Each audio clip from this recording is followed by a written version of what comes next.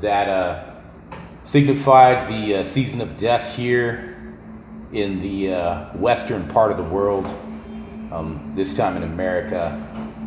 And it was a mass shooting that happened in Las Vegas, Nevada, outside of Mandalay Bay casino.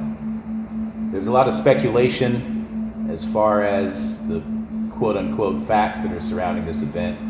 What we do know for sure is that it doesn't make any sense, that nothing adds up, and that many people lost their lives, and other people are still dying and still suffering. So if we have any modicum of faith, we should put our trust in the Creator, and we should pray for those people.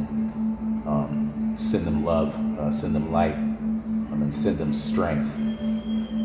As far as actually knowing what happened factually, the likelihood of that is next to impossible, at least at this day and age, at this time. We do know that immediately authoritative sources declined to state that the individual was acting as a terrorist. And of course, since the state does define what the definition of terrorism is, they can label it whatever they want. I don't believe that it would have been labeled a lone wolf and a non-terrorist incident if the individual had a different profile as far as a visual profile and profile on paper, meaning if they were of Arabic descent, possibly Muslim, and from an Arabic country or with ties to the Middle East. However, that is a completely separate issue, but it should be indicative of the issue that the public is going to face as far as getting any factual elements about the tragedy that recently occurred. The U.S. population has been incredibly apathetic and unwilling to confront authoritative entities in the past when they have quite obviously been misleading and dishonest with the American people. So I highly doubt that whatever story they do come out with, they are concerned as far as the reaction of the public. But right now, you're in the dark.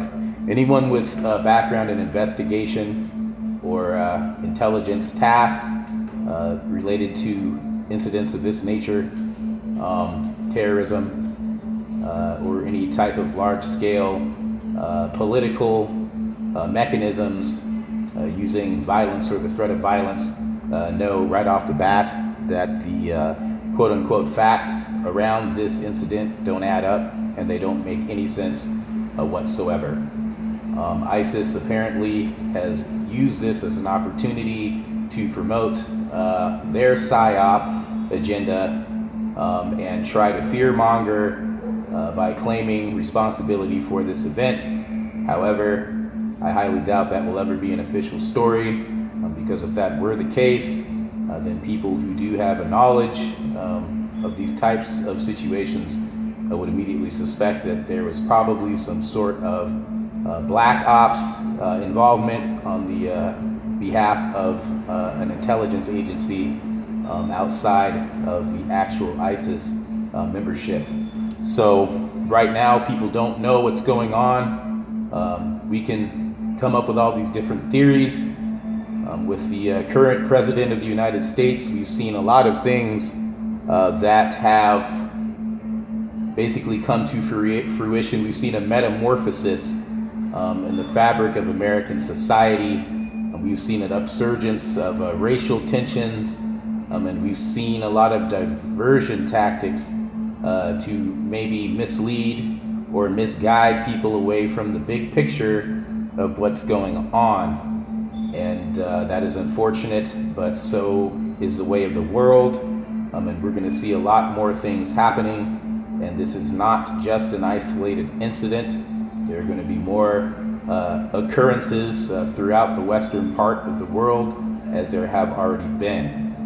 Right now, people should focus on processing what has happened for themselves with their family members and keeping alert and awake as far as what is happening on the grand scheme of things, because all of these circumstances will have a part to play in policies that will be implemented under a president who represents the Republican Party. And you will see things that most likely you would normally attribute to the other bipartisan party being in office.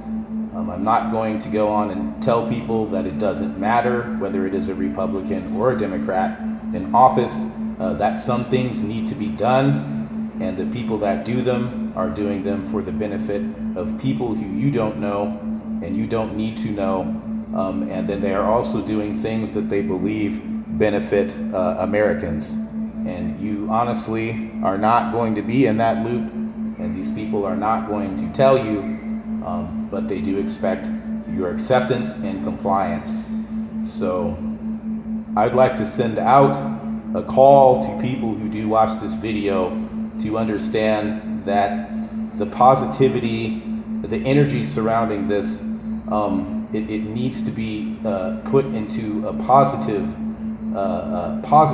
funnel, if you will, to create a mass paradigm shift of change.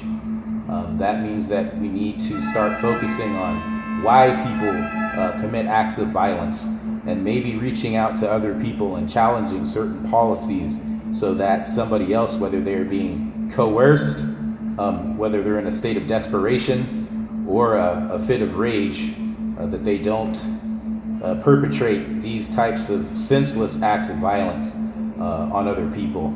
It's not acceptable, and this is not normal. This is not the kind of behavior that anybody should be engaging in. And I will tell you that gun policies do not change this, and would not have changed this at all. This is more a people policy and a human policy, and people in America need to accept this challenge before other people consider accepting this challenge, because the international community does look at the United States of America and other members of what are considered the coalition for guidance. I'm not sure that it is always the wisest, but America is a world superpower, and the people in other countries are looking at American citizens, hopefully, and hopefully people in America can use this event not to promote their own agendas, not to generate income among the lobbyists community, but rather to address the issues that make fertile grounds for incidents like this to occur in the first place. That is really the issue here. It's a people issue, and it is not a policy issue. It's not a political issue.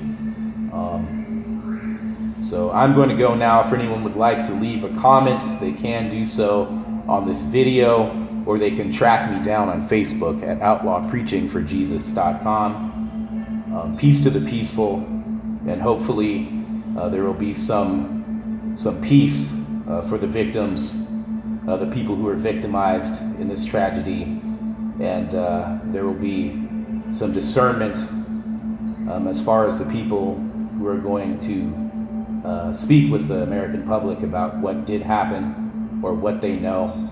And I pray that we don't see an escalation and more events like this on a large scale in the near future. But if we do, remember that the world will keep turning, and it's really about your reaction.